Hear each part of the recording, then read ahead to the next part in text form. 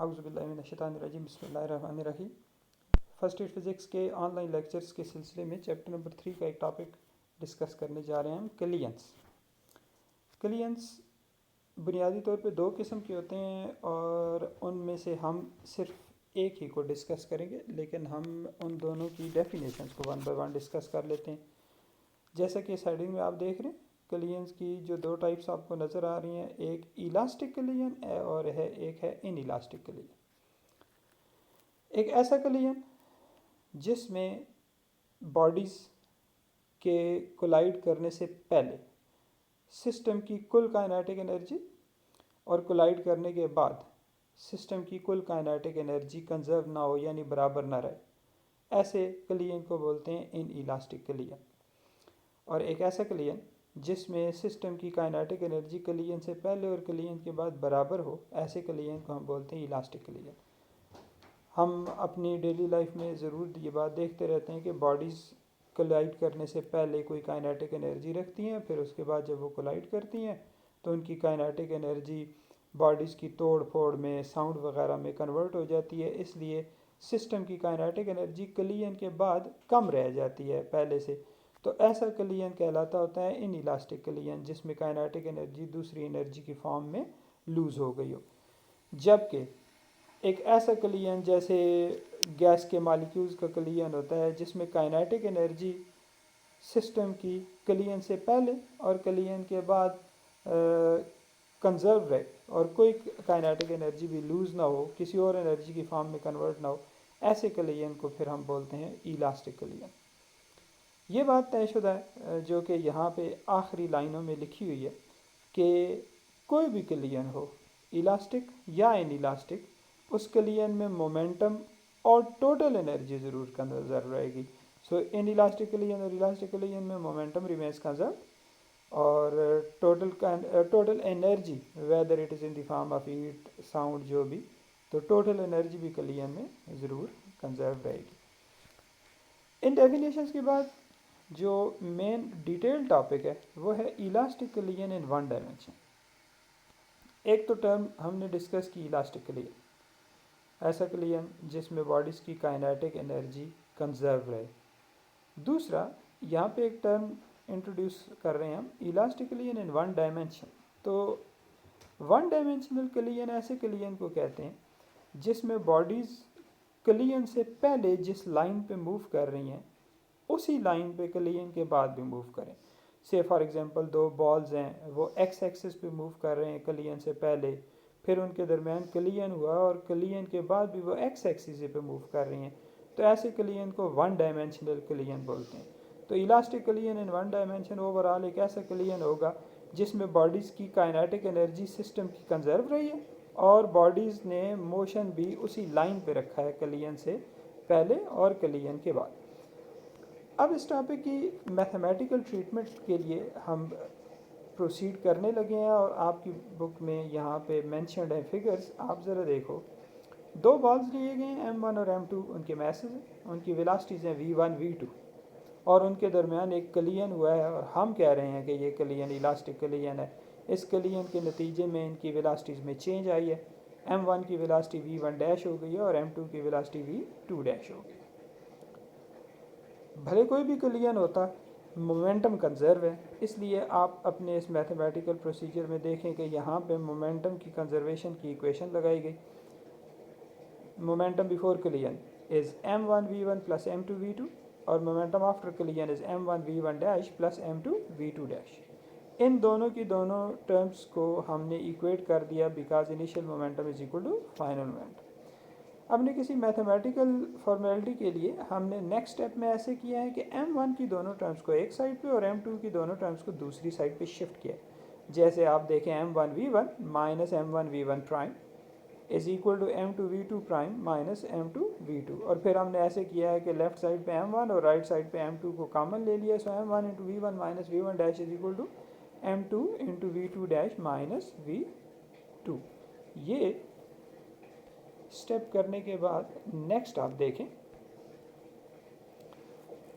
चूँकि हम एक इलास्टिक कलियन की बात कर रहे हैं और इलास्टिक कलियन के बारे में हम ये कह रहे हैं कि सिस्टम की काइनेटिक एनर्जी भी कंजर्व रहती है, तो उसकी बेस पे ये इक्वेशन बनाई गई है जो इसके टॉप पे आपको नज़र आ रही है।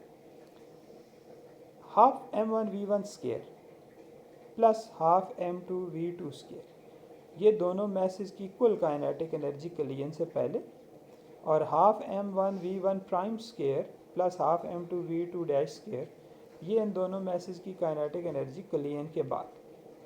अब हमने इसको सिंप्लीफाई किया है, इस बुक में डायरेक्ट कुछ स्टेप्स कर दिए गए हैं। मसलन 1/2 को कॉमन लिया गया है और इस साइड पे भी 1/2 को कॉमन लिया गया और दोनों को कैंसिल कर दिया गया। नेक्स्ट, पिछली इक्वेशन की तरह ये काम किया गया कि m1v1 स्केयर को और m1v1 डैश स्केयर को एक साइड पे शिफ्ट कर दिया गया और m1 फिर कॉमन भी ले लिया गया। So it is m1 into v1 square minus v1 dash square is equal to m2v2 dash square minus m2v2 square, और फिर यहाँ से भी m2 को कॉमन लेके m2 into v2 prime square minus m2 square कर दिया गया।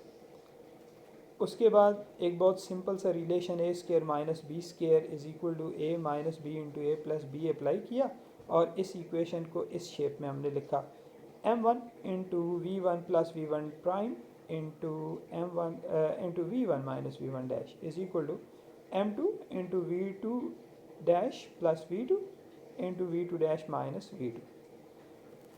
ये वही इक्वेशन है जो काइनेटिक एनर्जी की कंजर्वेशन को ज़हन में रख के हमने बनाई है। और इसके बाद हम ऐसा करने जा रहे हैं कि इस इक्वेशन को अपनी प्रीवियस इक्वेशन से डिवाइड कर देते हैं। मैं एक दफ़ा फिर वो इक्वेशन आपकी नज़र में ले आऊँ। ये वो इक्वेशन है जो कि मोमेंटम की कंजर्वेशन के उसूल पे बनाई है हमने, और इस इक्वेशन से काइनेटिक एनर्जी वाली इक्वेशन को हम डिवाइड करने जा रहे हैं। ये equation, this equation divided by the previous equation.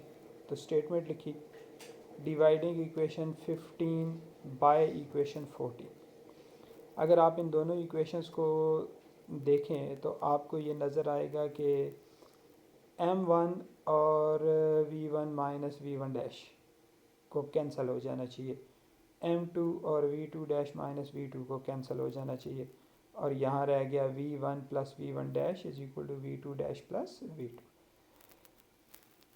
चार टर्म्स हैं इस वक्त आपके पास। अगर आप ज़रा इन पे गौर करें तो ये चारों वेलासिटीज़, और वेलासिटीज़ भी कुछ ऐसे हैं कि आप देखें, ये m1 की वेलासिटी है कलियन से पहले, ये m1 की वेलासिटी है कलियन के बाद, ये m2 की वेलासिटी है कलियन के बाद, ये m2 की वेलासिटी है कलियन से पहले।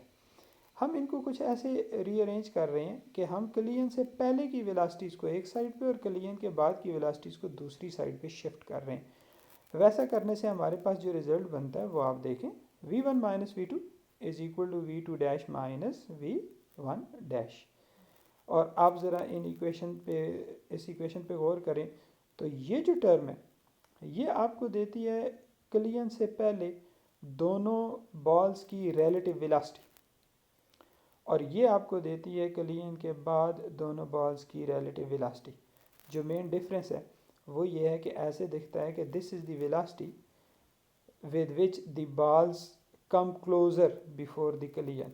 इसे हम कहते होते हैं रिलेटिव वेलोसिटी ऑफ अप्रोच, यानी ये वो नेट वेलोसिटी है जिससे बॉल्स कलियन से पहले एक दूसरे के करीब आते हैं, जबकि ये वेलोसिटी है जिससे वो बॉल्स कलियन के बाद एक दूसरे से दूर हटते हैं। तो इसे हम बोलते होते हैं relative velocity of separation. So ये इक्वेशन ये शो करती है the relative velocity of approach before collision is equal to the relative velocity of separation after कलियन।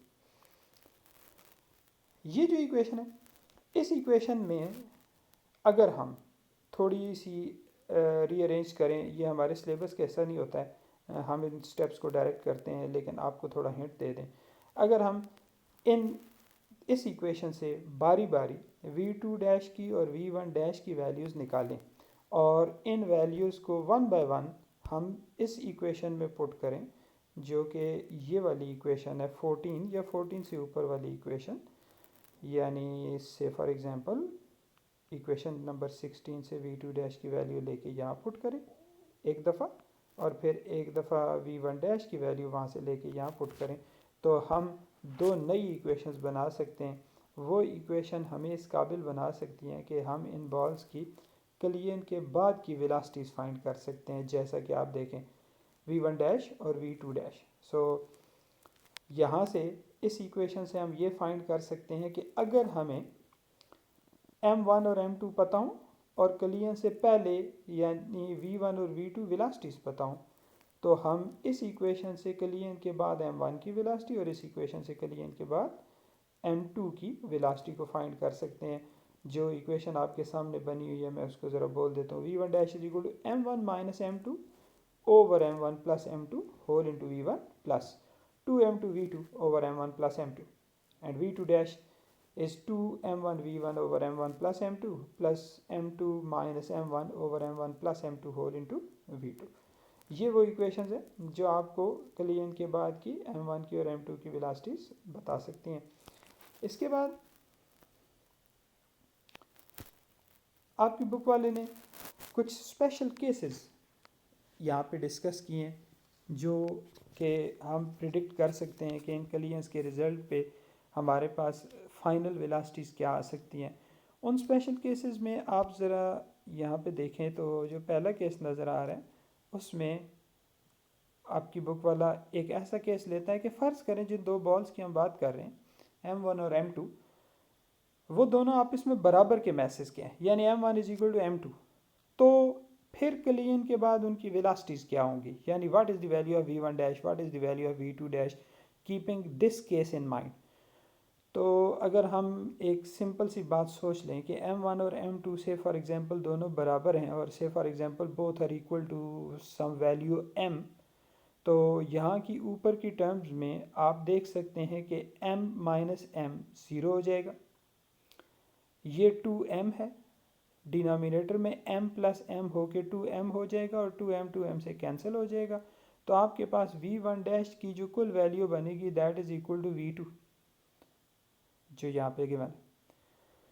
इसी तरीके से v2 डैश हो जाएगा 2m over m plus m यानी 2m से कैंसिल हो गया और m minus m is zero, so v2 dash is equal to v1। हम इन इक्वेशंस को देख के इन सिंपल ये कह सकते हैं कि ये दो रिजल्ट्स हमें ये बताते हैं कि अगर इलास्टिक कलियन में दो इक्वल मैसेज के बॉल्स आपस में टकराते हैं तो in simple what they do, वो अपनी वेलोसिटीज़ एक दूसरे से एक्सचेंज करते हैं। कलियन से पहले m2 की जो वेलोसिटी थी कलियन के बाद वो m1 की होगी, कलियन से पहले जो वेलोसिटी m1 की थी वो कलियन के बाद m2 की हो जाएगी। केस 2 में इसी को एक और थोड़ा सा एक एडिशनल केस के तौर पे लिया गया है और उसमें एक चीज़ एक कंडीशन और गिवन है, वो ये कि फ़र्ज़ करें दोनों के दोनों बॉल सेम मैसेज के हैं यानी m1 इज़ m2 और एडिशनल चीज़ ये है कि v2 इज़ ज़ीरो। इसका मतलब ये है कि दो एक जैसे बॉल्स हैं लेकिन m2 जो है वो कलियन से पहले रुका पड़ा है, तो कलियन के बाद इनकी वेलोसिटीज़ क्या हो जाती हैं। अगर आप इस केस से v1 डैश और v2 डैश की वैल्यूज़ निकालना चाहते हो तो what you have to do, आपको m1 और m2 दोनों की जगह हर जगह पे m रखना और v2 जहाँ जहाँ नज़र आए वहाँ वहाँ ज़ीरो पुट कर देना है। तो आप इस रिज़ल्ट को देखेंगे कि आपके पास फाइनली जो चीज़ बचेगी वो ये बचेगी कि v1 डैश जो है दैट वुड बिकम ज़ीरो और v2 डैश जो है that would become v1।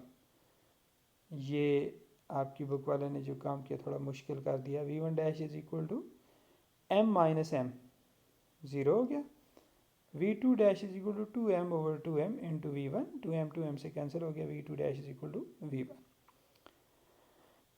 Next case है, suppose a very light body collides with a massive body at rest. एक बहुत भारी बॉडी रुकी पड़ी है यानी v2 इज़ ज़ीरो और बहुत ही छोटी सी बॉडी m1 v1 वेलोसिटी से मूव करके उसकी तरफ जा रही है। इस केस को अगर हम मैथमेटिकली सॉल्व करना चाहें और v1 डैश और v2 डैश की वैल्यूज़ फाइंड करना चाहें तो इसमें हमें बहुत आसानी होगी अगर हम ये कह दें कि जो लाइट बॉडी कोलाइड करने जा रही है m1, उसकी उसका मैस तकरीबन ज़ीरो है और v2 ज़ीरो है, वो तो गिवन है। अगर हम m1 की वैल्यू ज़ीरो और v2 की वैल्यू ज़ीरो पुट कर दें प्रीवियस दो इक्वेशंस में, तो हमारे पास आ जाएगा v1 dash is equal to minus v1 और v2 dash is equal to zero. इस रिज़ल्ट का मतलब ये है कि एक हैवी बॉडी से अगर इतनी लाइट बॉडी टकराएगी तो हैवी बॉडी अगर कलियन से पहले रुकी हुई थी तो बाद में भी रुकी रहेगी, जबकि लाइट बॉडी कलियन से पहले जिस वेलासिटी से जा रही थी कलियन के बाद उससे उलट वेलासिटी से जाएगी। कहने का मतलब यह है कि उसकी स्पीड में तो कोई फ़र्क नहीं पड़ेगा, लेकिन नेगेटिव साइन शो करता है कि वो बाउंस हो जाएगी। ये बिल्कुल ऐसा ही केस है जैसे एक बॉल को हम ज़मीन पे मारते हैं तो बॉल उछल के वापस हमारे हाथ में आता है। ज़मीन एक बहुत हैवी मैस है, जो पहले अगर रुकी हुई है बॉल के हिसाब से तो बाद में भी रुकी रहेगी, जबकि बॉल एक छोटा सा मैस है जो जितनी स्पीड से जा रहा था टकराने के बाद उतनी स्पीड से वापस हो गया। केस 4 है when a massive body collides with a light stationary body. एक बहुत ही भारी m1 एक बहुत ही हल्के m2 से जाके टकराएगा और m2 है भी रुका हुआ यानी v2 इज़ ज़ीरो। अगर हम v1 डैश और v2 डैश की वैल्यूज़ इस केस में निकालना चाहें तो इस केस में हमारी बहुत हेल्प हो सकती है अगर हम m2 जहाँ जहाँ देखें उसको ज़ीरो पुट कर दें, because m2 is too small as compare to m1। So अगर m2 को ज़ीरो पुट करें और v2 को भी ज़ीरो पुट करें तो ये दो इक्वेशन हमें जो रिजल्ट देती हैं वो है v1 dash is equal to v1 and v2 dash is equal to 2v1। इसका मतलब ये है कि इतना भारी मैस है वो एक छोटी सी बॉल से टकराया है तो टकराने से पहले जितनी स्पीड से मूव कर रहा था टकराने के बाद सेम स्पीड से ही तकरीबन मूव करेगा, जबकि छोटा बॉल उसके टकराने के बाद उससे भी डबल वेलासिटी से मूव करना शुरू कर देगा। इलास्टिकलियन इन वन डायमेंशन का टॉपिक यहाँ पे ख़त्म हो गया। थोड़ा डिटेल टॉपिक था, हमारा लेक्चर भी थोड़ा लेंथी हो गया, लेकिन इसको ख़त्म करना ज़रूरी था क्योंकि एक ही गो में ये ख़त्म हो जाता। नेक्स्ट लेक्चर इंशाल्लाह नेक्स्ट टॉपिक में मुश्तमिल होगा। Thank you very much.